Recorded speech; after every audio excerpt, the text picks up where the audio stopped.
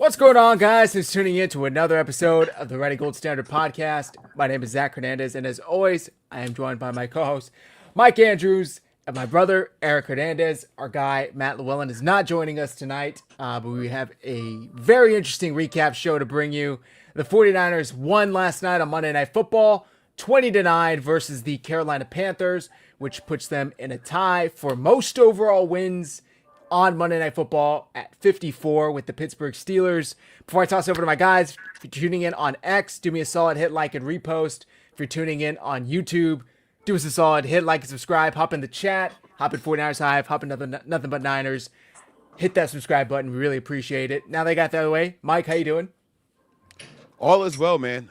This was a very fun and exciting game to go over. I can't wait to do this breakdown with you guys because I was like really anxious to talk to you and Matt, but we'll have Matt later on. So I'm good, man. Niners got the win. Way to put the cherry on top of a good birthday weekend. And, Right, happy belated birthday. I get to head into thank you. And now we get to head into one of my favorite holidays where it's just food, football, and family, man. I mean, that's what it's all about to me. So I'm ready to get there. Yeah, exactly. And Eric, how you doing tonight? Doing good, man. Doing good. Can't complain. It's always a good night, good day, good week when the Niners win. So can't complain. Same with you, Mike. Like it's amazing. All right, right? Football, food.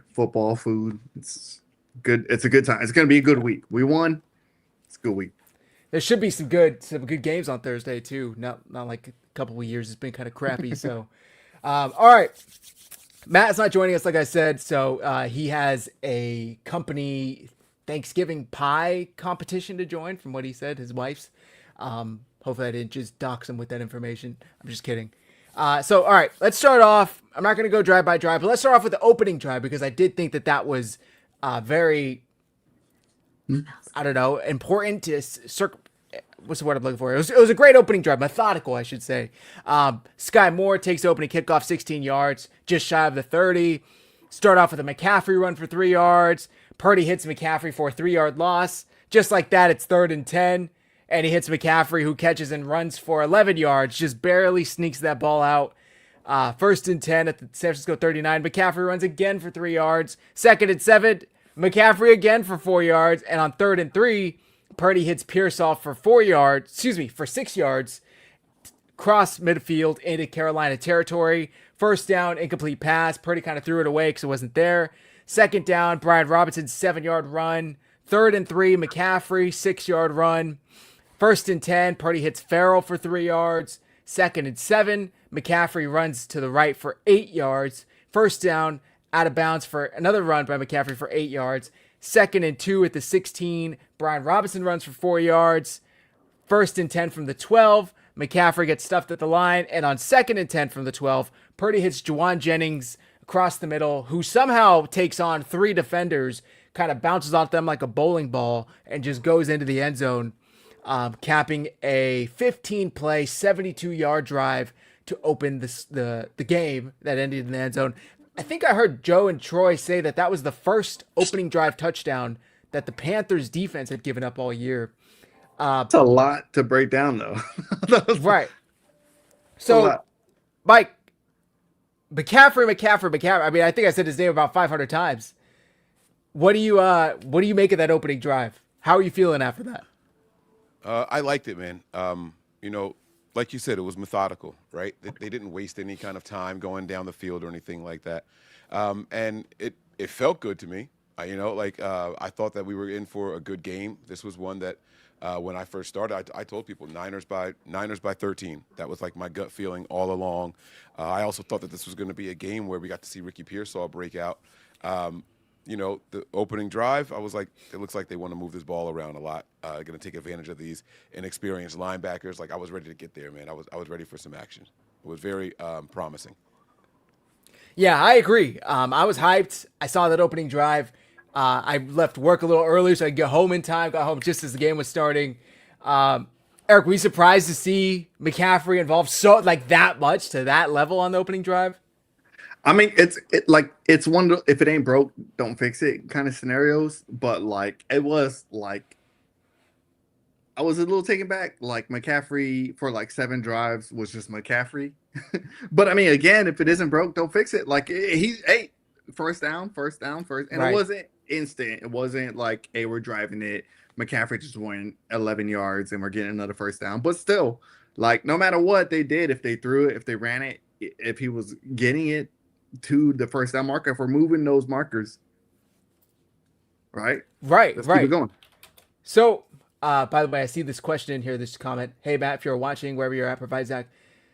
Give me the question you have about Fred Warner, Ellis, and I'll text it to Matt. He'll get back to us whenever he can. The kind of thing about Christian McCaffrey this year is people are like having this debate as to whether or not he's elite or if he's great or if he's lost a step, because they argue, well, his yards per carry is like, south of 4 or around 3 yards per carry. And that, he's not very efficient.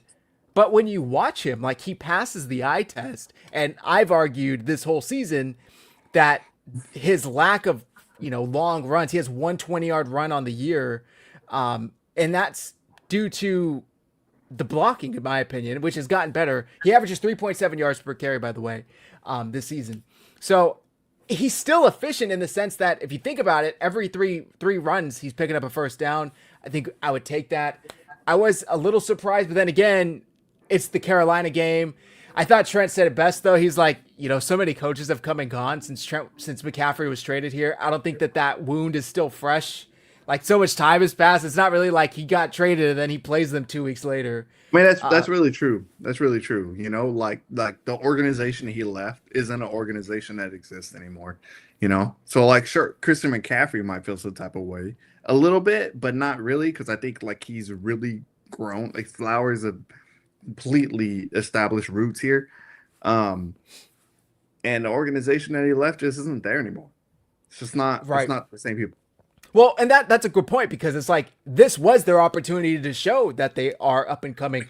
With the Bucks losing on Sunday night, they had the opportunity to literally take over first place in the South, which I think I saw them say on Monday Night Football. This would have been the latest the Panthers had taken first place in the South since 2015 when Cam Newton was there. So it's been a while. I think 2015. It's been a long time. So do you have Wasn't 2015 there? Maybe not. Maybe I'm thinking about what season they go 15-1? Let me Google it. It might have been that year. 15-1 season. 2015. You're correct. Yeah. Okay. Yep. And they got first place that late. Oh, they're saying That's the last time latest they've had first place that late.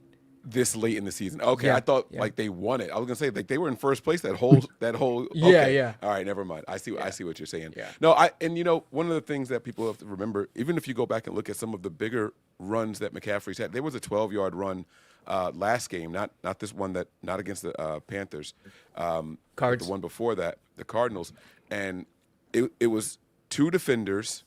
McCaffrey had the one guy coming from the inside running towards the sideline, and Bourne just missed the block. Like he spun around, and that guy was enough to slow him down, and the other guy came and made the tackle. But that would have been his longest run of the year. He would have ran that one all the way in, but Bourne missed the block. So back to your point that the blocking just hasn't quite been there for him.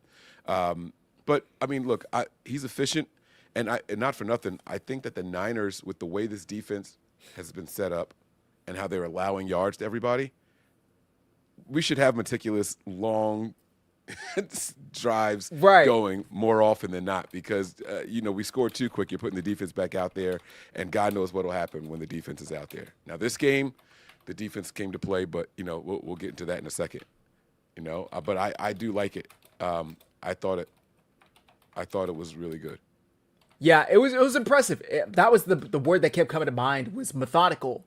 I mean, it really was a methodical drive. It just boom, boom, boom, like 1 or 2 runs for little to no gain and 1 or 2 incomplete passes. Other than that, they were moving the ball at ease. I was really encouraged with how the way this game was going to go based off of that opening drive. And then the Panthers get the ball. I'm rushing home, taking my dogs out, and I'm trying to catch it on my phone. And before I know it, the Niners have the ball back. I mean, first down on that drive. Let me see. I just had it here. First down, Rico down a 4-yard carry. And on 2nd and 6, Bryce Young hits Tommy Tremble for 9 yards, but there's an offensive holding call, and if I remember correctly, it was on Sam Okuwanu drew the penalty for a holding, which him and Bryce Young knocked the hell out of, or excuse me, him and Bryce Huff knocked the hell out of Bryce Young. I mean, sandwiched him in between them. I thought he was going to have to get pulled out for concussion check, but he got up. They did, man. Yeah. Yeah, well, so on that same play, and I saw the flag, I was like, they're going to call hit to the head because Bryce Young is so small. Right. I thought that when Sam came in from in front, I thought they were going to call like a hit to the head. But again, 2 games now. Never mind. I'm not going to jump ahead, but yeah. I feel like it was called fair. Well, not if you ask Panthers fans. They're bitching all day on X, but it is what it is. Real quick, we got a membership from JP Hellahard 28. Thank you very much. What would us winning a championship look like? Who do we need to beat along the playoffs? And who will we play in the Super Bowl and score predictions? I appreciate the membership, but that is way too far in advance. I thought Sean McVay had a great point this past week when they said, hey, you've moved into first in the NFC. What does that mean to you? And he said, do you remember who was first in the NFC with 6 weeks to go last year? We'll get some contenders. Nobody get does. Some contenders. Well, I mean, the Rams come out first. You got to deal with your own backyard. Rams They're and Seahawks. dealing with us, right? Like they're taking the spotlight away from us right now. You got to deal with the Rams and Seahawks in the West. Yep. The Eagles, although they may not be as good as last year, they're still there, still a force to be reckoned with, especially if you got to go to Philly. They're dangerous. They're dangerous. Though. The Lions can still put up points. They're in the hunt, aren't they? They are. They're out of the playoffs if they started today. And I think that the NFC is very top heavy, but they got a lot of teams that are sitting around 8 to 6 wins right now that are all very competitive. I mean, we're not too far away from that either. Well, we're 8-4 right now. We're right in the middle of that. Yeah. But you got Chicago, you got Green Bay, you got, I said Detroit, like all these teams that just fucking keep winning. And it's like, or you're hoping they drop a couple of these so the Niners are, in a better position. But Chicago's won like 4, one-score games in a row. It's like, damn, man, when are they going to drop any of these? So as far as getting to the championship and who would they play, I mean, is Denver the top seed in the AFC right now? Are they like a lock to make it out of the AFC? I don't know. I don't know if they're a lock to make it out. I don't want to see Kansas City find their way in. They're sitting at 6-5. Indy could have taken care of business, but they didn't. So Denver's making their way in. I don't think KC would be lucky to make their way into the playoffs. With the win, they went up to like 55% to make the playoffs. I mean, I trust them to making it as much as I trust the Raiders to making the playoffs. It's just not this year. They've been in the Super Bowl 5 of the last 6 years. They have, but they're not the same team, man. And now everything ain't working for them. That's a good point. The same magic that's happening every single year. I mean, last year we saw those late wins, last second wins, right? One score right at the very end, block a kick, run in a touchdown. That's not happening this year, though. That's not happening to them. It is not. They're not getting those. Yeah, they're not getting those last second wins that are coming out of fucking nowhere where they weren't the better team, but they just got lucky at the very right moment and they won the games. That's not happening no more. Yeah. That luck ran out. Are you talking about the Chiefs? Yeah. Yep. Did y'all see the end of the Colts game? Well, this is the first time it happened all year, though. Yeah. This is the first win they got at the end of the game like that. And in my opinion, that said more about the Colts. Because the Colts got a fumble with like 4 or 5 minutes left. They were up. They could have put that game away. They choked. In my opinion. So, but that's what I would argue, JP Hellahard. Mike, I don't know if you had any other answers. We can move on. I think if he's subscribing, we got to at least give a scenario, which what we did. So. Yeah, no. The only thing that's going to piss me off about this playoff picture, I'm looking at how it is currently right now, and this tie that the Packers have is really pissing me off. Right. If we end up missing the playoffs as the 8th seed and the Packers get the 6th seed and we have a win more than them, I'm going to be furious. I don't understand how we can have more wins than them, and I get it that they don't have as many losses as us, but shouldn't the wins count before the loss? It's BS because they could do it by win percentage. So because technically they have one less, they have a better winning percentage, they are ranked above the 49ers. I think it's BS. I think if you literally won one more game, you should be in a better ranking. So if a team has one win and 16 ties, theoretically, I'm not trying to be funny. theoretically, They have a yes. better win percentage. They have right? 100% win percentage, don't they? Because they don't count insane. against them, right? Yeah. Right. That's not right. And the NFL has to fix that. I've always like laughed at the like ties as like just like humiliating. Like, oh my god, you got a fucking tie. Well, Like, I don't you- understand like, why we I've can't always- just keep it going. Why, like, I've always. why I does it agree, need to I end? agree. I agree with you. Like, right? Yeah, exactly. Put one more quarter on the board. Yeah. How fucking statistically is it likely that they keep going with the same record? It's not baseball. Come on, someone's gonna score, Right. right? Someone better score, right? We pay these high level athletes. I've always thought of ties as like just like the most embarrassing thing that you could ever fucking get, and I fucking laugh at the. it's better than a Cowboys loss, for I having guess. one, But you yeah, know? Like, yeah. Well, but- what trips me out too is like when I was watching, I think the Lions and Giants game went into it overtime this week, right? And the ref said it'll either end on a safety. The only way it can end if both teams don't have the ball is if a safety occurs or if one team holds the ball for all 15 minutes.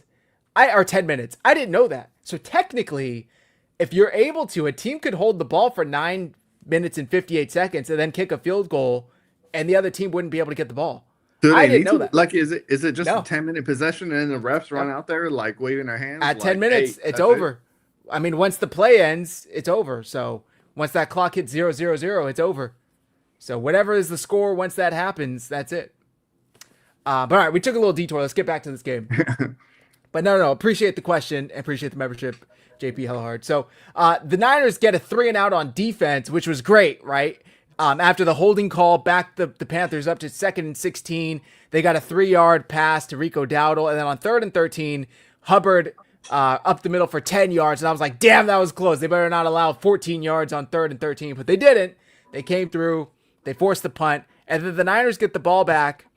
And they get pinned inside their own 10-yard line. And on 1st down, Brock Purdy drops back, goes deep across the middle, and for Juwan Jennings, and J.C. Horn steps in front of it and picks it off.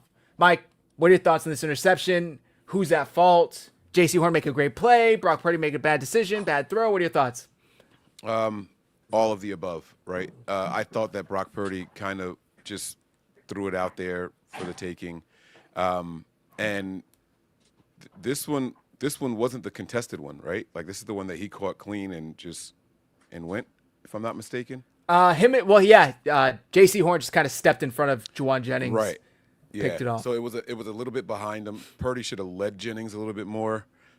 Instead, he kind of threw it to a spot or like to where Jennings currently was, and momentum didn't work out in Jennings' favor there. And I wasn't in a panic when this happened. Going into the pregame show, I reminded everyone that last week, although he didn't have any interceptions, 3 were dropped by defenders. I tell people all that every single week. I remind them of what happened last week, the week before, and I say, look, the Niners were very, very fortunate, right? We had a game with 1 or no penalties. That's not going to happen this time. Don't count that. Brock Purdy threw 3 interceptable passes in that game. They didn't get any. That's not going to happen again. He's going to throw a couple of interceptable passes. Expect him to have at least 1 in this game. So I was like, all right, he got it out the way early. That was my thinking. Like, all right, cool. Let's get some of that Jimmy Garoppolo shit going here, right? Like, you remember how Jimmy just had to get the interception out the way, and then all of a sudden he would lock in. And remember the drive following an interception? It was like 90% of the time it was a touchdown. Yeah. Yep. And so I'm like, all right, let's get it out the way. Let's channel some of that Jimmy G magic. And boy, was I wrong. Boy, was I wrong. So, and I forget who posted, Jeff Deeney of PFF maybe, that's the 6th interception that any 49ers quarterback, that being Mac Jones or Brock Purdy, has thrown this year when targeting Juwan Jennings. I don't know. I saw the route. I don't know if Juwan was supposed to round it out like that at the top of his break. I mean, I feel like if he cuts it cleanly, like at a sharp angle, which I'm pretty sure is how that route is taught, he's able to keep the underneath position and get the ball. Instead, he kind of rounds it off lazily. J.C. Horn's one of the best corners in the game. I know he hasn't had that much success. He's got immense talent. He's a first-round pick, top 10 pick, if I remember correctly. He's able to do that, and evidently so. it was unfortunate. Eric, did you like the choice by Brock Purdy to try and force that to Jawan? I feel like he thinks Jawan is like Megatron or something, and that he's gonna win these 50-50 balls when he really doesn't. So the throw was nice, right? Like the option is nice. The throw, to kind of correct myself, was not nice, right? Much like Mike was saying.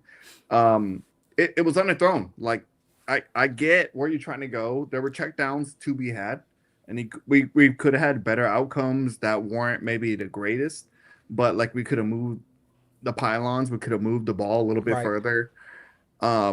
But no, I mean I don't fault Brock Purdy for trying to go for gold a little bit, trying to make sure like, hey, first down, or even the one he threw in the end zone, right? Where it's like touchdown, right? Like touchdown Right. over everything else, right? Like that's got to be your mantra, right? You got to win games, and you win games by scoring touchdowns. And so, like, I understand that. Don't get me wrong, but like I don't know, like he underthrew it for sure. Like there were at least like 2 of the 3 he threw were underthrown. Yeah. Well, we'll get to the Behind- other two. We'll get to the other two, but this They were- one, Right. I think It was was a behind him. It was behind him, man. This Eh, one specifically right. was Troy- behind him. It was not on target, and so it's a bad throw, man.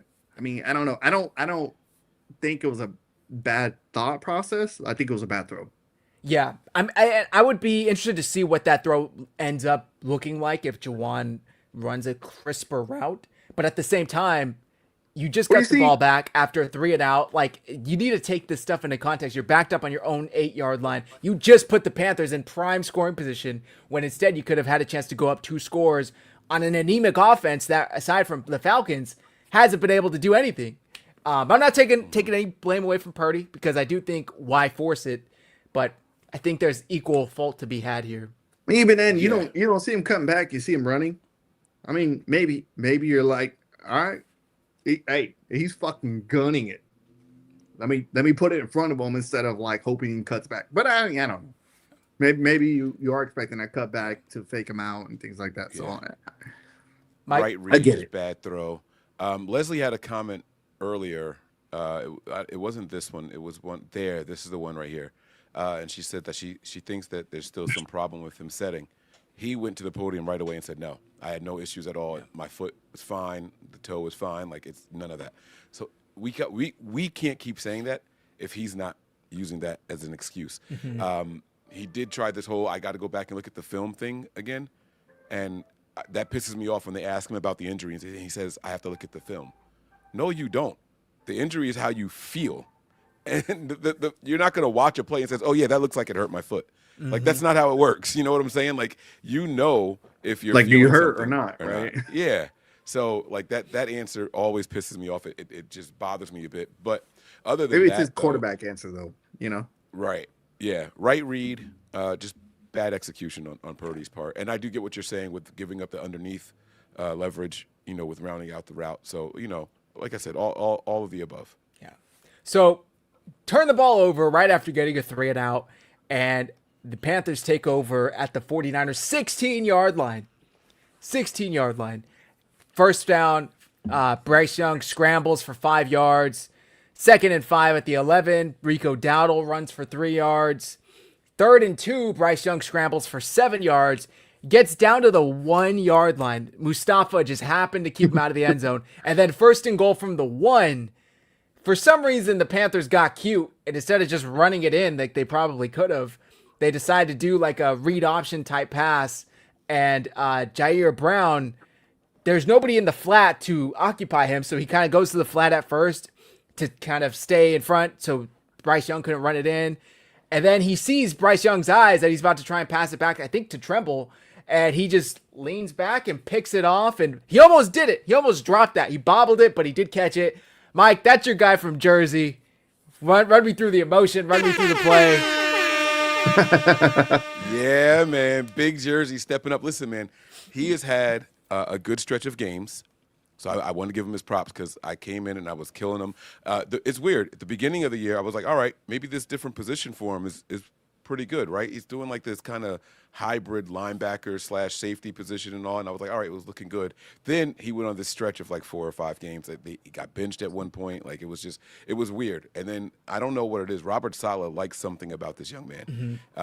And he's tapping into it. He's putting him back in positions to make plays. And so he bobbled. I was like, oh my God, did he get both feet down after he got possession? Like, I was over here like, come on, let's go. Like, I'm screaming at let's go. I'm screaming at the TV. They confirmed the interception. And I'm like, damn, he just bailed us out. Like, what a bailout. Credit to the defense on that right there, man. I mean, absolute bend but don't break mentality. And for them to get that ball at the 16, have it at the 1. Yeah. They didn't run it with Rico Dowdle. Like, that was – or Chuba Hubbard. Both of those guys are physical runners. They could have got a 1-yard run up the middle in their sleep. You know what I'm saying? But they didn't even attempt it. You know, bend but don't break, man. And we did it, man. What comes to mind is we've heard Saleh say it before, give us one blade of grass and we'll defend it. Like, that's literally what we saw. They were backed up on their own 1-yard line, and they found a way to defend it and come away with the ball. I thought Brock Purdy needs to buy Jair Brown a Toyota Tacoma, with that Toyota sponsorship he has, because he bailed his ass out not only once but twice. So I feel like a 4Runner, a Tacoma, a Tundra, fucking the whole lineup. Right. How about one for each lineup, pick? man. One for each pick. Take care of them. Right. Do you see that Toyota-thon jacket that he wore to the game? Apparently, Kristen Juszczyk made that for him. So I thought that was pretty funny. You should have heard. Oh, sorry. Go ahead, Eric. Nah, you go, man. So he walks up to the podium. I did my presser breakdown in the overreaction show, and he walks up with this Toyota jacket, and I lost it. I'm like, fuck these sponsors. Why are you out here wearing this shit? This is why you can't get your head out here. Oh, my God. I went crazy. You think he's over there dressed like a race car driver with all of his sponsors on him. Like, what are you doing, dude? Like, I was so mad at that damn jacket. Juszczyk's wife just making it for him. Yeah, but that should. That means that you had to put thought into it, though, right? Like, yeah, I didn't know, but like you purposely wore that into the stadium. You're wearing I'm sponsored by Toyota. I'm Mr. Toyota. Like, how about you be Mr. Quarterback? How about you make the right reads? Like, stop doing. But that was also after. You got to give Brock a little latitude. He don't got the drip like that. You got to let him get what he gets. How about Mr. Coles? Yeah. Yeah, he's just right. The plain colored polos and the khakis and. Hey, if he slips up in some drip, you gotta let him be, because like someone put him onto it and he don't know. He just don't know. Yeah. My question for you guys is: we see players, quarterbacks, get their offensive linemen gifts. Do you think they're getting gifts from both Purdy and Mac this year? Both of them played. No, I mean, Mac played 6 games. No. Come on, Mac ain't making the money Purdy's making. Making good money. I don't. He's making good money, but I don't think they expect that from him. They expect it from Purdy. Purdy's the starting quarterback. That's it.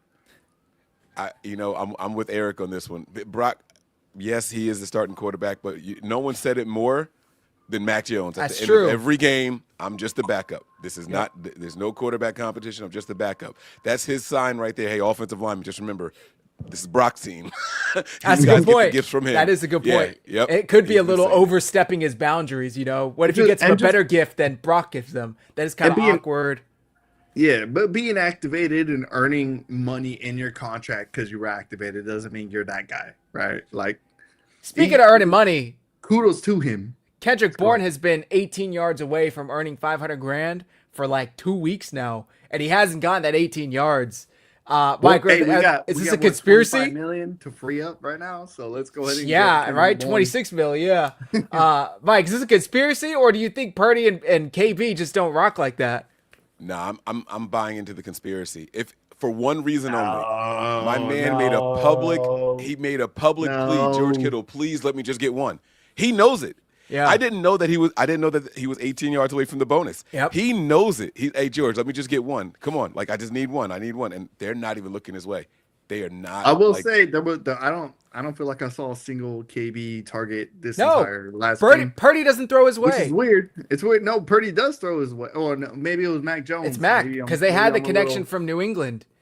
They played together in New England. But I mean, to be fair, like throwing the Kittle is a lot safer than it. In maybe your mind, like that tall ass dude out there trucking everybody. Right. might be a little bit safer looking than throwing Right. Kendrick Bourne, who's like trying to like out juke somebody real quick. You know, I don't know. Doing But TikTok dances out in the field. right, out here hitting the juju Yeah. or whatever, right? All right, back to this game. So the Niners get bailed out with an interception in the end zone, so they get a touchback, and they get the ball at their 20.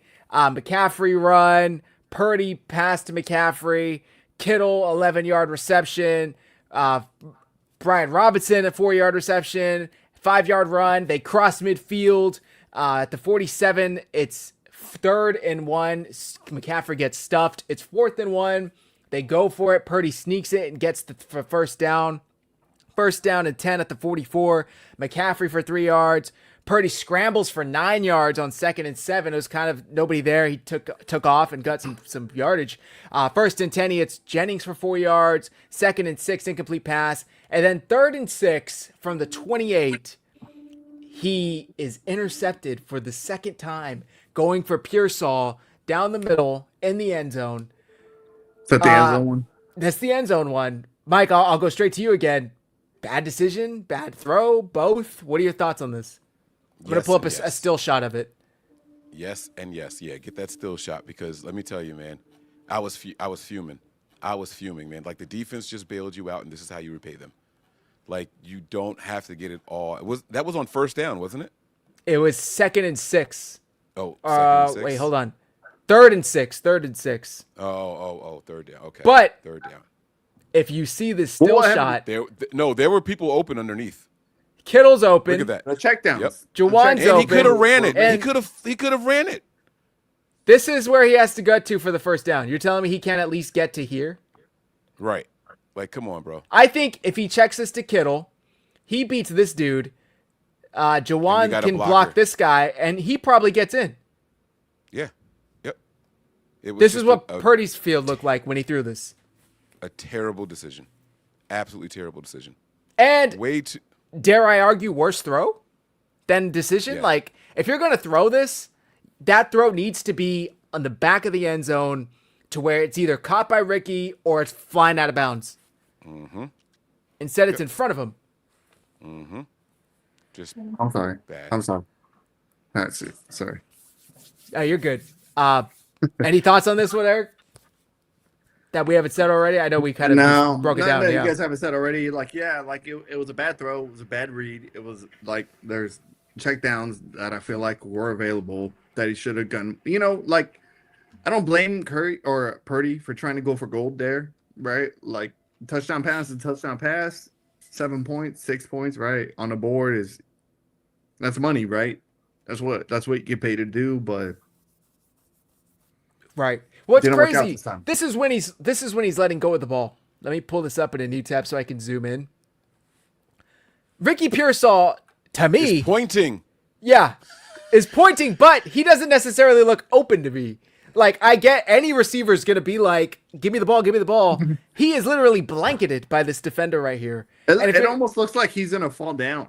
Like Yeah. he's being like a little bit taken over. And if you're going to throw this, like I said, this needs to be towards the top of the S or maybe the R over here in the end zone. I'd want like a yard of space right there. Right. Like if I saw 1 yard of space, Purdy or Pearsall. make the break. He made the break and he's able to fucking be clear. He's able to be clear. And I'm going for that throw right there, right? But I mean, I don't see it. I don't know what he saw. Like, I don't get it. I don't know. And Mike, we even heard him say before the game, what he learned from Mac was to take what's available. You know, you never go broke taking a profit. Why does he play hero ball so much, Mike? Why does he do it? It's the mentality that separates him from Mac Jones, and I'm not going to fault him for it, right? I'm not going to lie. I think it's needed. I get tired of watching the check down games. Also, they were very boring. We went through that the last year of Jimmy Garoppolo. We were depending on the defense, the run game, and then him just go ahead and getting those first downs whenever he could, right? You know what, Mike? I don't want to see it turn into that. You're very right. You're very right. I guess like if we call it hero ball, it's not hero ball. It's someone willing to play the game.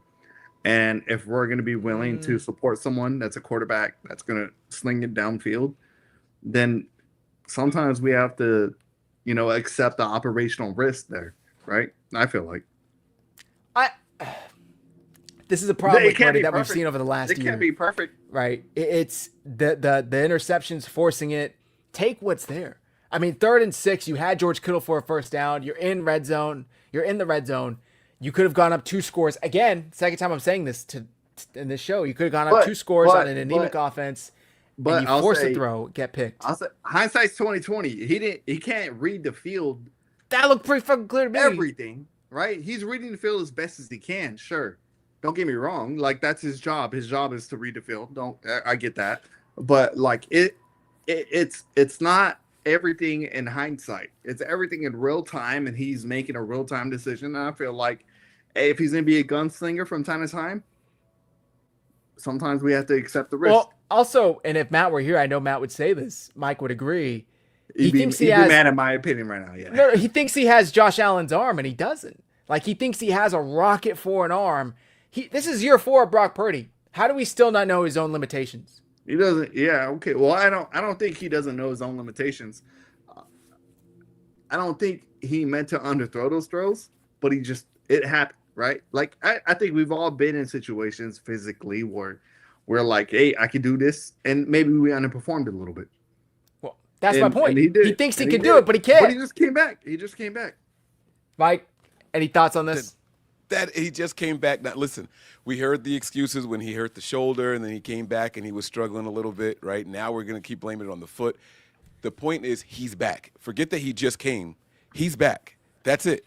You're either in there or you're not, and then you got to execute. Like, that's your job is to execute. It's not to sit there and keep turning the ball over, I agree. He's getting paid $50 million a year. I agree. I don't care if he was only getting $1 a year. If you're the starter, you're the starter. Right. The salary doesn't matter to me at all. The draft position doesn't matter to me at all. No matter what the money is, you're getting paid to do a job. Do the job. Yeah.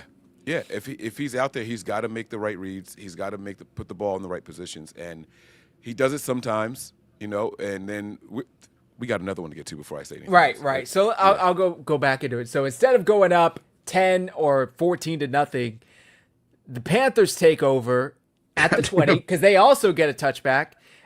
Bryce Young hits McMillan. Mind you, they've only had, 2? They went 1 3-and-out and then 1 interception after an interception.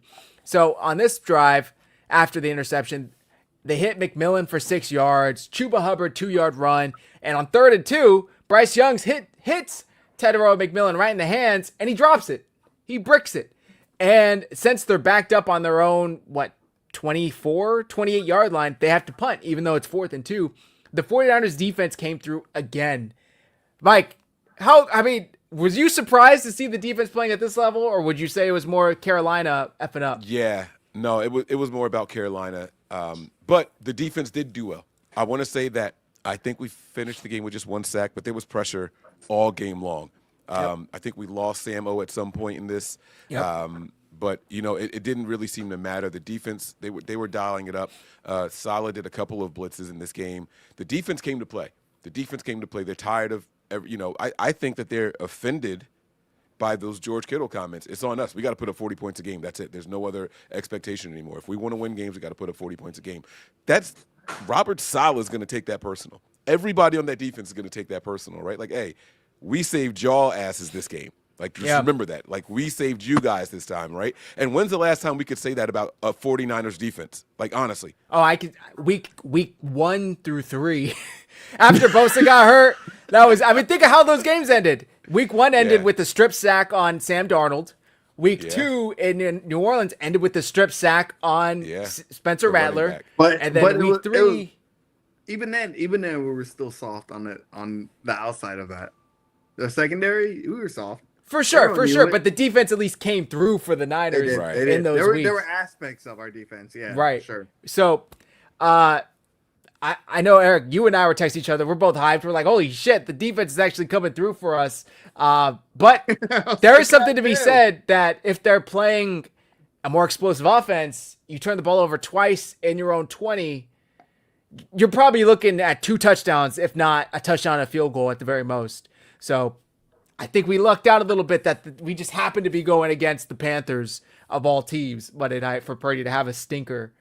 Hey, people love to call them the pretenders, but their record's right there with us, man. They were one game less than us. They were a game less. It was a big You know, game for like, them. it could be any of us. And they have that we won that chart game. that shows, the likelihood of making the playoffs based on a win or a lose. They went up to like 60% if they won, and then they dropped down to like 28% with the loss. So it was a big game for them. And like I said, with the Bucks losing Sunday night, they had the chance to leapfrog them to get to first in the South. And they had a lot on the line. They couldn't get it done. So, all right. So after they get the stop, the Niners get the ball back with 8 minutes left in the second quarter, excuse me. And on first down, McCaffrey runs for a yard and then fumbles the ball. It gets kicked forward like 15 fucking yards. And who is Johnny on the spot? Colin McKivitz. Colin McKivitz, of all people, is Johnny on the spot. And he's able to recover it. Mike, how do you hold a football? High and tight. You cup it, tiger claw. No matter what, everything, right? Yeah. He got that thing popped out from behind. Keep it from being punched out. Doesn't matter. Your hand's on top, so if it gets punched from underneath, you're good. Yep. Doesn't matter, right? I think he lost the defender. The defender, he didn't expect him to be there. You're, like everything's perfect when everything's perfect. Sometimes you just run. Sometimes you're just a vet. Sometimes you're just doing what you do and you're the best at it. Shit happens. You just run with the ball and, yeah. Like you're trucking everybody. And then he was trying to comes from underneath and like punches it out. Yep.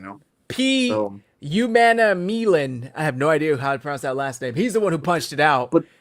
And thankfully, McKivitz got it. And it ended up being like a 15-yard gain for the 49ers. It was. But I will say that right there, that's where like functionality, that's where you train how you fight and you fight how you train matters. Because had he protected it, right? And Christian McCaffrey knows how to protect the ball. Right, he's for sure. He had no football running back, right? He's been defenders protecting the ball snuck up his entire career. Got behind him somehow. When you're running the ball at the line of scrimmage, you're not expecting a defender behind you. Yeah, exactly. That was the one time. That was the one time where it got under him. It got beneath him, right? But it ended up benefiting us. So. And I know that McKivitz was no, you're good. I know that McKivitz was the one to recover it. But you know who else was right there? The other tackle. Trent Williams, like the two big boys on the offensive line were the ones down the field to get that recovery. I thought that was I'm sitting here like, where the hell are the receivers? Like, where is everybody? Right. Like, what's going? Like, where are the guys that were supposed to be 15 yards downfield, right? But it was good to see, good hustle, man. I mean, again, this game, this is gonna sound crazy.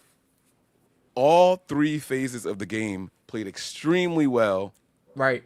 Except one position. Like we should have blown them out. Right. We should have. I agree. Completely destroyed this team right here. And what's crazy too is there were like 2 or 3 Panthers that had a shot at that ball first. I don't know how they didn't get it. But okay, so they recover the fumble, and then they get 1st and 10 for their own 33. McCaffrey runs for 2 yards. And then on 2nd and 8 from the Niners 35, Brock Purdy goes deep across the middle for Ricky Pearsall and is intercepted for the 3rd time. The 2nd time by J.C. Horn. So can I ask real quick, did Pearsall have any catches on the night? He had, I think 2 catches for like 6 yards or something like that. I thought it was 1. It might have been 2. I thought it was like just 1, but yeah. Maybe it was just 1. I'll tell you right now. Yep, 1 for 2 yards, my bad. Last week he had 1 for 6. So I think this was a fine decision and a fine throw. J.C. Horn just made a great play. Honestly, that's how my read on this. I think Brock Purdy maybe was a little late. He had a double hitch to get that ball out. Maybe if he doesn't do that and he gets it out on the first hitch. I think the last one where he got undercut in the middle of the field. Yeah, that's a good play on a safety, man. Like there's not much you could do on that. Like you try your best and it gets undercut. Yeah, Mike, thoughts? My thoughts when it first happened were, are you fucking kidding me? Like I was like, that's it. Like, bench him, sit him down. That was my thought. Calm him down. I went to the halftime show and I asked Tony. We had Tony on for the first time in a long time, and I'm like, Tony, would you bench him? And Tony said, I'd give him one more drive. I'd give him one more drive because he's got to shake it. You can't just bench a guy because he's having, a bad game. But I don't know, man. I don't know. And then, well, can we just fast forward to the second half, or you want to? Sure. Yeah. We did end up. What's the score at this point? It was 7-0, and the Panthers did get a field goal off of that drive. They put together their first drive. It was more than 4 plays, 7 plays, 26 yards. They get a field goal with 2:28 left in the half, and then the Niners go 6 plays, 25 yards after Sky Moore had a 43-yard return. Yes, that's right. And get a field goal as well. Panthers punt, and then the Niners. Were you surprised that they didn't just take a knee to go into half? I was. They were very surprised. Yeah, actually. me too. With 3 interceptions, you're up 7 points. You get the ball at your own 35 with 17 seconds left. Purdy passes 3 times. Kittle for 9 yards, incomplete pass, and then a check down to McCaffrey for 19 that took it to half. So can you? I can't. That they're on your chat, if that's what you're talking about. But yeah, so I'm sorry. Can you guys hear me? No, you're good. You're good. Okay. So I was a little surprised that they didn't take a knee with the amount of interceptions and turnovers that Purdy had thrown, but hey, they were willing to push the ball down. Anyway, they go into half up 10-3, and the Panthers get the ball to start the third quarter with the chance to tie it, but again, they go 3 plays and punt. It was really, really impressive by the defense what they were able to do. Renardo Green was having a good game. I know he gave up a score later on, but he was playing really well. Matched up on McMillan, matched up on Coker. Didn't really matter. What do we hold them to? Like 230? McMillan? 250? Or the Panthers in general? Entire Panthers defense or offense. They had 169 passing and 69 rushing. So what, like 229 or something like that? Yeah. I mean, that's pretty good, man. That's great. I mean, it's great. But it's kind of on par with Bryce Young outside of the Falcons game. He averages like 140 yards passing, if that. So the Niners get the ball to start the third, their first possession, and they go on a 13-play, 80-yard drive. McCaffrey, 12-yard reception. McCaffrey, 1-yard reception. Brian Robinson, 4-yard run. Purdy hits Kittle for 7 yards. Purdy hits Kittle for another 7 yards. McCaffrey, 4-yard run. Robinson, 8-yard run. Robinson, 4-yard run. Robinson, 1-yard run. I mean, they're just going down the field, and they get all the way down to the Carolina 12-yard line, and it's a 2nd and 3, and they pitch to McCaffrey to the left. Beautiful blocking, including a great block by Jake Brendel, which you don't usually see, and gets McCaffrey into the end zone for the score, puts the Niners up 17-3. Mike, what are your thoughts here? Thinking it's over? Well, I thought it was over a long time ago, as long as Purdy, protected the ball. I don't know if it was this drive or the next offensive drive, but he threw another pass that should have been picked. And I just didn't understand. Kyle went into like reserve mode. There were no more down the field shots. I don't know if it was that Kyle wasn't calling the plays or if it was that Purdy just wasn't going to risk it anymore. And that's what I have to go back and watch the All-22 to see, like, was Kyle still sending guys downfield? Now, Kyle's sending guys downfield even on run plays because it's just clearing the box out. You know what I mean? But I noticed right away, like, all right, we're gonna protect the ball here a lot more, some safer throws underneath and things of that nature. I'd be interested to know what the deepest throw was after that third interception. That's a good question. So we need PFF on the case. Yeah. So I think it was a throw to Jawan maybe, or to Ricky, where if I'm remembering correctly, it was kind of like to the deep right side of the field where it could have gotten picked. It wasn't. But yeah, it seemed like the play calling totally changed in the third quarter after those 3 interceptions. And Kyle, I forgot to mention, going into halftime was interviewed, and he said, he's had 3 bad throws, but other than that, he's seeing the field well. They were all right decisions. They were just bad throws. I don't know if I'd agree with him, but that's fine. Why not? Well, like I said, I think the first 2, he was either late or there's no reason to do it. So it's was it a bad could you read? make the argument that right? I agree with the bad throw aspect of it. Yeah. But do you think it was a bad read? No, and I think that's what Eric's point and Kyle's point are, right? It was that they were the right decisions, just not executed the right way. Because even that throw to Pearsall, I didn't like the throw to Pearsall. I thought he should have went to Kittle or kept it himself, right? But even that, like Pearsall's inside, the guy's behind him. Now you got to lead him. You got to, you know what I mean? You got to lead him. But there was another defender deeper on that side in the direction that Pearsall was running, so you got to put it in the right spot. And Purdy's usually good at those things. Mm-hmm. He's usually good at those things, and that's why you have people saying maybe it's still the injury and all that. You know what I mean? Like maybe it's something along those lines. But I knew that the game was going to either have a change at quarterback, at least for one drive or something. Luckily, it was halftime. And I think that's why we didn't see just one drive with Mac Jones out there, and then you go back to Purdy, like let him settle down. He had the 15-minute halftime to go out there to go and sit down and really gather himself. The interesting thing is going to be going forward. You know, what are we going to expect? So again, there were two more passes that could have been picked in this game that the Panthers didn't come down with. So you know, 3 last game, 5 this game that were interceptable passes. That's 8 in 2 games. And the Niners aren't going to go away from Brock Purdy. So the people out there saying get rid of him and all, like, he's not going anywhere. This is what we're going to have to deal with. And you're going to have to take the good with the bad. But the problem is that when we're going up against higher caliber teams, you can't afford to have those kind of mistakes. You know, so, not that many in one game anyway. Right. Exactly. Which is what I was saying earlier, that you can't give 3 turnovers to a better team and expect them to not be up 14, 17, 21 points. Like, it's just not something that the 49ers can do consistently. So they go up 17-3, and then the Panthers get the ball back and go on an 8-play, 68-yard drive that ends with a Teteroa McMillan 29-yard touchdown pass from Bryce Young. I think it was Renardo Green in coverage. McMillan just ran a great route. And this was kind of funny. The 49ers got flagged for, basically. Real quick. I'll be right back. Yeah, you're good. Gotta go pick up my DoorDash order, so I'll be right back. You're good.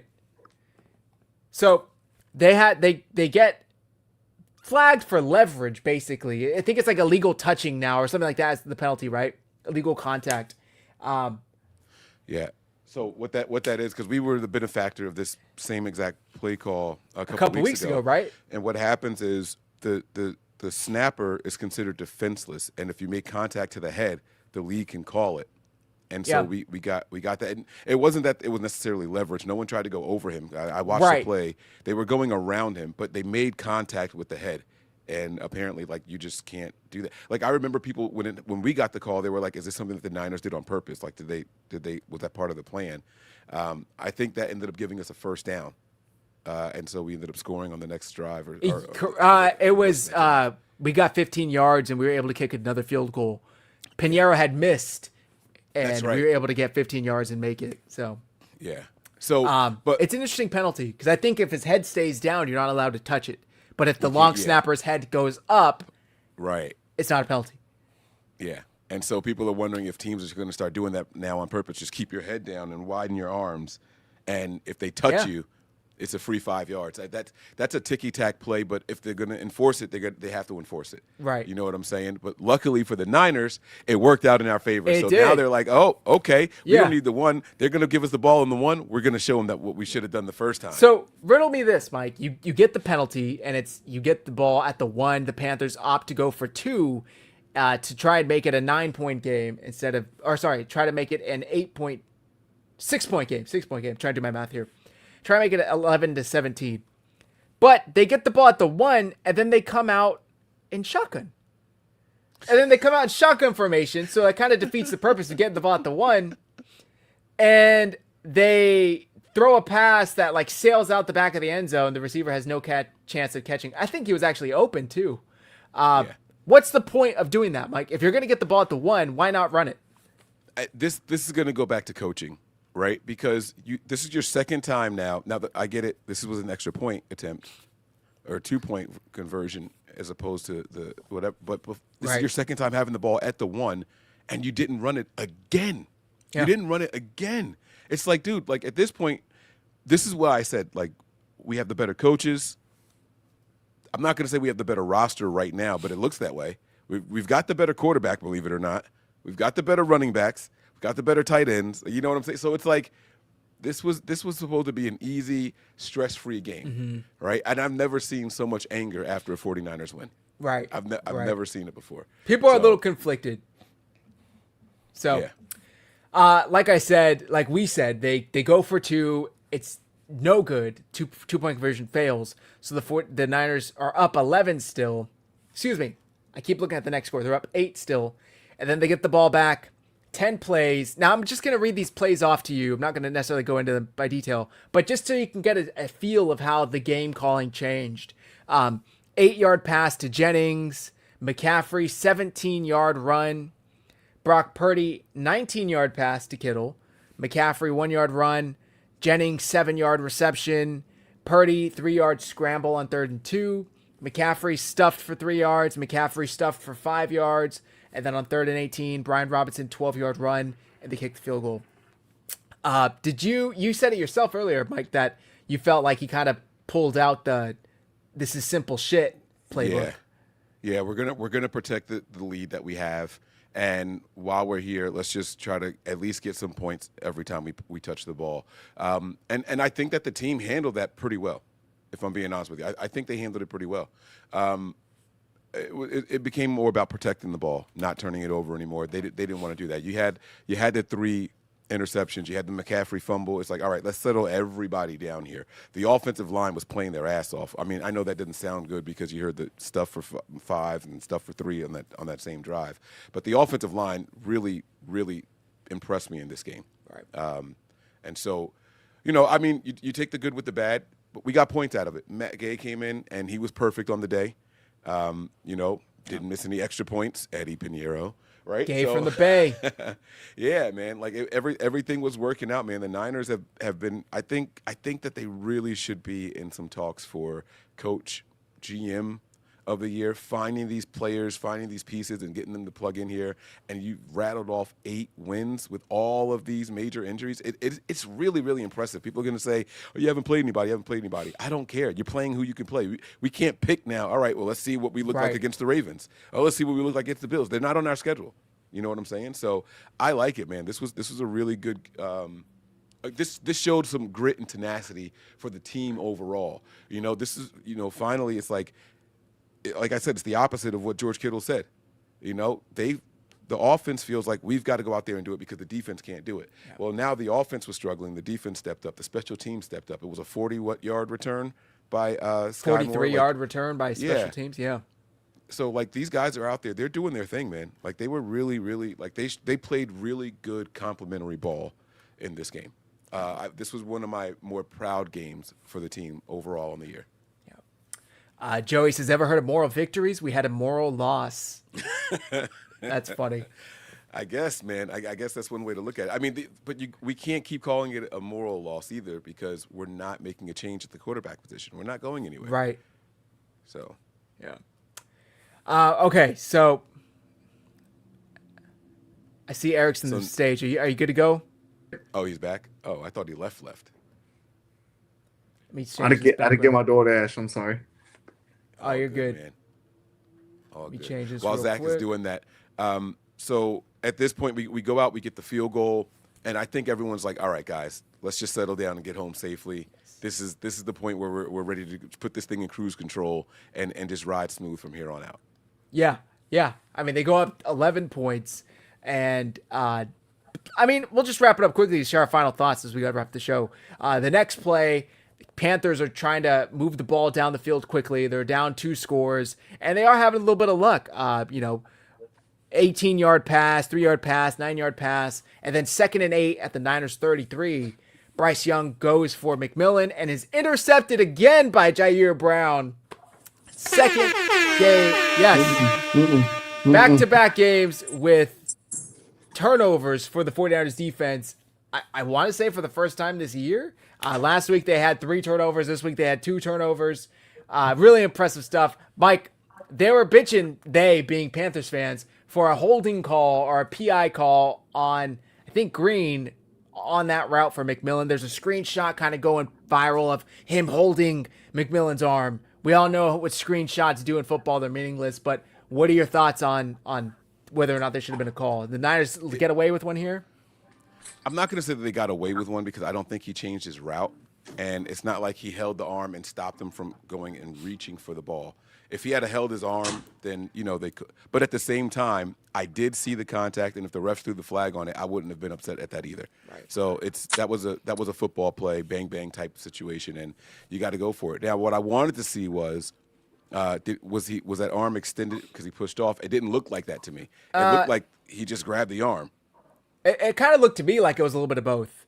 Like, it looked like okay. McMillan pushed Green in the shoulder. Zach, speak your truth. Well, yeah. I mean, it looked like he hit Renardo Green in the shoulder, to which Renardo Green responded by grabbing that arm. So I thought it was a good no call because it was like a push off and a hold at the same time. It would have been, negated if anything. So I think Panthers fans are just kind of coping. I think it was a good play by Jair Brown breaking on the play. He was able to get his second interception. Kyle Shanahan said himself, this is his best game as a Niner.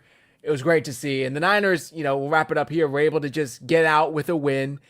They weren't able to do anything, unfortunately, after that interception. They went 3 plays, 6 yards, and a punt. But the next drive, the Panthers missed a field goal. They attempted a 57-yarder, and the Niners got the ball and were able to kill it, which included a sneak from 4th and 1 to just take a knee. So they were able to win 20-9 on Monday Night Football. Big ups to our defense, man. I feel like our defense showed up in a way that like we always expect them to every single year, and they haven't this year. But I feel like what they held our the Panthers to like less than like a little over 200 yards. Yeah, it was like 229 or something like that. Yeah. Something crazy. Yeah, 239 to 229 top of my head. I mean, 9 points. 9 points.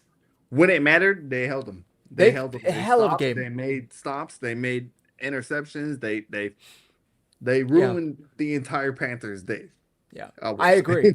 and to Eric's point, Dave Canales is like hired as this next offensive guru, right? Like you saw what he did with Baker Mayfield in Tampa, and people thought, perfect, this is the coach we need for Bryce Young to come in here and develop him. I think that, Mike, you mentioned coaching earlier. Like, that was one of the biggest mismatches to me that was on display. Kyle Shanahan and Robert Saleh versus Dave Canales. Now, I forget how to pronounce the DC's name. Mike, do you know? Ihiro Evero or something? Coach Evero. Yeah. He had those Panthers ready to play. Now, I do need to say, J.C. Horn left after the first half with a concussion. He did not return. I mean, there were reports he was thrown up in the locker room. He wasn't able to return. That's a really serious concussion. Hope he's doing well. His absence changed the game, in my opinion. Even though the 49ers didn't push the ball down the field, just his absence there allowed them to be a little more comfortable in the passing game. Hey, we did enough. We scored enough. Yeah, they took care of business. Moving forward, they're going to have to be more buttoned up on offense in order to take care of business next week. They go to Cleveland, but they haven't won in Cleveland since 1984. They haven't won in Cleveland since the Reagan administration. They haven't won in Cleveland since before I was born. Eric, I think before you were born. I mean, it's like, what is it going to give? They're playing Shador Sanders, who if Matt was here would call Shitdor Sanders. I mean, and the top-ranked defense. Myles Garrett has more sacks than our entire defense. The man's in the NFL, so even if he's shit, put Shador, yeah, a little bit, No, he's you can't write anybody off in the league. He's just a polarizing figure. The second we say Shador ain't shit, the second we say Shador will never do nothing to us is the second Shador puts like 50 points up against it. I'm definitely not saying that because this game is in Cleveland. If it was in Santa Clara, I'd feel a little better about it. But like I said, we haven't won there in 40 years. We travel everywhere, man. We'll go to Cleveland. The faithful travels everywhere. It ain't about that. It's about the location. I get what Zach is saying. No, we're going to be out there. Don't get it twisted. Just like Minnesota. Yeah, but it don't matter. Minnesota and Cleveland, the Niners just don't win there. We don't win there. I don't get it. This is the year to break it. Yeah, I think that it's so far away. That's why it's so far removed from where we're normally at. Sorry, Mike. Go ahead. No, you're good. You're good. This is a game that I'm not worried about either. This is one of the ones where Oh, I got I a like gut that. feeling. I've trusted my gut all year long. My gut has been 100%, even down to the losses that we have. And so, like, I'm trusting my gut on this one. I got the Niners winning this one by double digits as well. By the Oh! way, we have back-to-back games with multiple Oh, man, turnovers, back-to-back Right there. wins with Mike, double-digit nah, man. points. Sorry. I'm telling Yeah. y'all, man. I'm telling y'all. And no, Talk your we shit, can't stop Mike. Myles Garrett. You can't stop Myles No. Garrett. But all you do is play away from him. You That's just got to all. learn to live with it. You play away from him. Play away from him. And by the way, our offensive line, 2 really good outings, 2 back-to-back games, really good outings here. Yep. You take away that Rams game, they even look good against the Giants, right? The offensive line is Right. coming alive these last couple of weeks here. And so, Purdy's going to have to go out there, try to keep the ball out of harm's way, expect a pick. Can I add something to that? Yeah, please do. It's supposed to snow. Does that concern you? Does that change your prediction at all? I see your face kind of. I feel like no. I'm gonna if I can, I'm gonna step in here a minute. I'm gonna feel like Purdy has something that he needs to prove. He right now he's like at three interceptions. Like there's some weight on the table that he needs to kind of move out of the way, and I feel like Purdy's gonna step up to the cause. I hope you're right. Because he struggled historically in wet games. Are you looking at the weather right now? Tell me a quarterback that doesn't play in that and doesn't struggle. Well, I agree. I guess some struggle more, I should say. Jared Goff, for example, historically struggles more outdoor, cold, wet. Purdy has been struggling in wet games. Last time we went to Cleveland, it was rainy. We lost there. To be fair, we'll give him some gloves. He drove down the field and had a game-winning drive ready to go, and Moody missed the kick last time we were in Cleveland. But Mike, No. Yeah, it just changed up a little bit. Now wait. All right. So all it's going to change is the double-digit win. That's all it's going to change. That's to a single-digit win. Yeah, to a single-digit win. Give me the Niners by 6. I'll take that because Okay. Shador's also got to play in this for his first time in the NFL. Yeah, He's playing in the cold too, in the rain too. Yep. yeah, he's going to be out there. He already struggles as a quarterback. He's very. I'm going to be honest with you. He's not that different from Bryce Young right now. So That's fair. Yeah. We're going to get very similar style play from these quarterbacks. They can scramble a little bit. They're not Yep. really runners, but they're scramblers. It says it's only supposed to rain for 1 hour Oh. on Sunday. They don't say what time. I'll say compared to like Bryce Young, compared to Shador Sanders, Purdy's kind of a vet in the game when it comes to this right now. He is. For sure. Yeah, for sure. He's got 4 years on him. So it could turn into snow because the temperature right now is saying 32 with a potential to drop. So it's going to, whether it's rain or it's snow, it's going to depend on the temperature. I guess we'll have to watch that a little bit more closely, and I have to give you guys something better later in the week, I guess. Oh, Yeah. man. When we do our preview show, we'll come back with the final weather report. All right, Mike, let's do some final thoughts here. I got to wrap up here. Go have some dinner and call it a night. Final thoughts from this game, what you take away from it. Yeah, my final thoughts on the game were, again, good team win, man. This was a phenomenal team win. I like seeing the guys smiling. I like seeing Jair Brown, again, my man from Trenton. Drop a bomb on him. Trenton, New Jersey is in the building. Y'all know I grew up there. Like, this is my guy. I sent him a text message after the game. He didn't respond. Don't worry. He dubbed me. All right, but it's all good. He's probably heard me talking shit about him for the last 6 weeks, so I completely understand why he wouldn't respond to me. It's all good, right? But here's the thing, man. This is a good moral boost for the team, right? Now, all of a sudden, we're back to level playing field where we said the defense was a liability. The defense was a strength in this game, right? Where we said the run game couldn't get going. No, the run game is all right now. It's okay. We did have that fumble by Christian McCaffrey. We've got the turnovers from Brock Purdy. We lost the turnover battle, but we won the game still by multiple points, by multiple scores. And that's all you can ask for, right? You're supposed to go out there and beat teams that are worse than you. The Niners have done that all season long, except for I'm going to say that the Jacksonville game. That's the only one that I feel like we probably should have won that one. I knew that defense for Houston was legit. I didn't think that it was going to be a pretty one. So like I'm not mad at any of the losses that the Niners have had so far. I'm not mad at the Jacksonville game, but we lost a little bit more than just the game in that one. We lost Purdy for a long time, and maybe we don't have these jitters out of Purdy now. If he had sat that one out and recovered a little bit more instead of re-aggravating that injury. And I know a lot of people are talking about, Brock over the last 20, 21 games, he's got an interception every game. He's got 20 interceptions in the last 20 games, but he's also got 29 touchdowns and over 5,000 yards. So, I mean, he's going to sling the ball around. He's going to throw some touchdowns. He's Ryan Fitzpatrick for what it's worth. That's who Brock Purdy is right now. He just doesn't have the velocity on the passes that Ryan Fitzpatrick had. So, I mean, there was a time I remember 49er fans saying, "Hey, we should try to get Ryan Fitzpatrick." So, you got to take it for what it's worth. All right, we're gonna win games with this guy. I'm standing tall on what I said. Niners winning 5 of the next 6. All right, so here we are. Is this gonna be the one? I'll save that for later. Eric, final thoughts on the game? How you feeling? Yeah, I no matter what, I feel like our defense stepped up in a big way.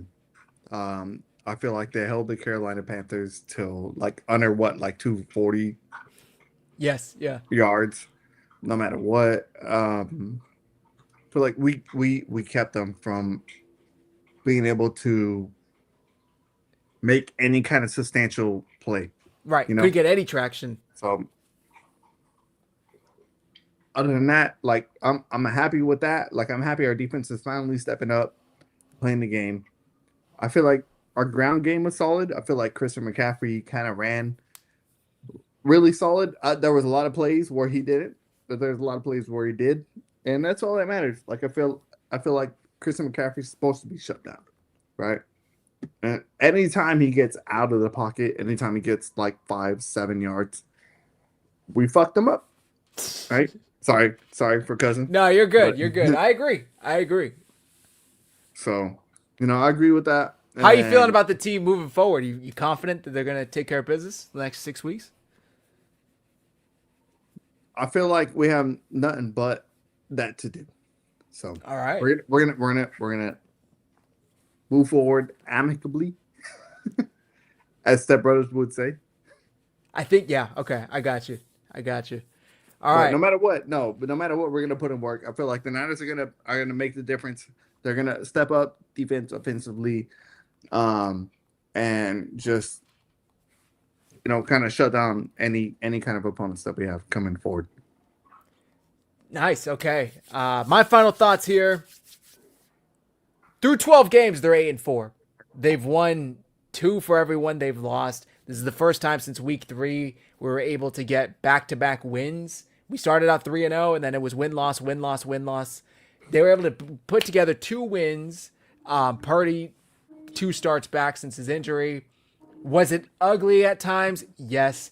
But you don't apologize for winning. They were able to get the dub on Monday Night Football. Like I said to start the show, they are now tied with the Steelers in most wins overall as a franchise on Monday Night Football. When they play the Colts in a couple of weeks, they have the chance to take sole possession of that first place, which is something pretty cool with 55 total wins. McCaffrey looked good. Robinson looked good. Kittle looked good. The defense looked great. I mean, they were flying around making plays all night. That safety combo, Mike, I didn't get to talk to you about it on the show. I didn't get to talk to anybody about it, but Mustafa and Brown kind of worked. So maybe that's something we see more of moving forward, because that was an interesting duo that worked out for the 49ers. I am happy they got the win.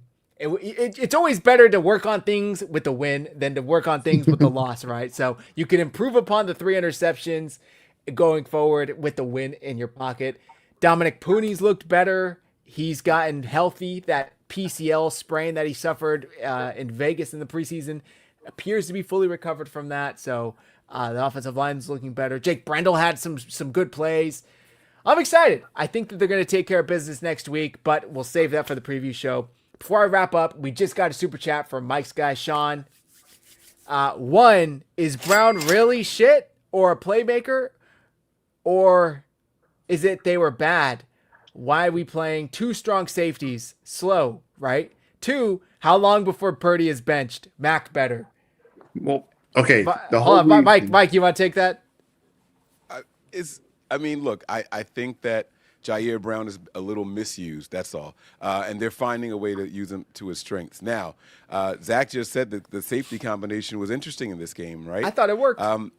But they weren't taking a ton of shots downfield, so it Yeah. benefited us. When it really starts to hurt us, Sean, is when we're playing against teams that love to air it out. Like that safety combination might not have worked against a team like the Rams or a team like Detroit or something like that. You know what I'm saying? So it'll work against the Eagles. The Eagles don't take a ton of shots downfield, right? So it's going to be dependent on who's out there in the formations. And not only that, the Niners were also answering. A lot of people didn't even notice that they were substituting Pinnock in and out of that game as well. So they were making the veteran moves when they needed certain things happening out there. And I don't know if Purdy gets benched. I said it earlier. I just don't think it's going to happen. I know Eric wanted to chime in on it. I don't want to take up too much. Nah, time. you're good. Go I ahead, feel Eric. like you kind of hit on what I was gonna say too, man. And Right. Mike said it best. You All heard right. it here. Thanks, Sean, for the super chat. Mike, let the folks know where to find you. I'm sure they already know, but please, if they don't, where can they find premium Niners content? Yeah, so we're going to be doing a show live on Patreon tomorrow with Matt. So make sure you guys are there. It will come out on YouTube later in the week. I just don't know when yet. So make sure you guys are lined up. Patreon.com/NB9ERS is the place to be. For everybody that is watching right now from the Nothing But Niners channel, make sure you guys come on over and subscribe to my guys over here, all right? The Red and Gold Standard podcast, man. 49ers Hive on YouTube. Make sure you guys are there and subscribed as well. It's right there underneath Zach. So get there. You want me to sign us out? Yeah, Eric, thanks for joining. Appreciate you. Follow Nothing But Niners, 49ers Hive, Regular Standard Podcast. We will have to let you guys know when we're going to do the next show. With it being Thanksgiving, it kind of complicates things. But we'll be in touch. Follow us on X. You won't miss a thing. Mike, please do us the honors. Yeah, this was the game that I said was probably the toughest one of that 6-game stretch. And it's not about the opponents. It's about overlooking people. It's about trying to break that win-loss streak that the Niners are going on. It was a bunch of head games being played before this game ever even kicked off. And that's why I said that this was going to be one of our toughest ones. And damn if it didn't look like we were trying to give it away. But the team answered. Right? The team rallied and the team supported each other. Now it's time for us as faithful to live up to the name. We got to start rallying. We got to get behind our players, even if we don't believe we're playing all the best options at the respective positions. All right? So get behind them, guys. The Niners went out there. They look good. Start finding reasons to celebrate, man. We won the game. Improvements all over the place. So that's going to do it for us here, man. On behalf of myself, Zach, and we got another super chat. All right, so let's pop this up here really quick. Sorry. Sean is, I think Sean is doing it on purpose. I'm not gonna lie to you guys. He says, before I go, I reiterate, Brock sucks with no stars. Mac with serving food with scrubs, and Purdy has no arm. Be blessed and happy Thanksgiving. All right, so there you go, man. I mean, Sean is making it known. He's willing to pay to make sure you guys know that he believes Brock Purdy sucks. All right, so thank you, Sean, for the super chat.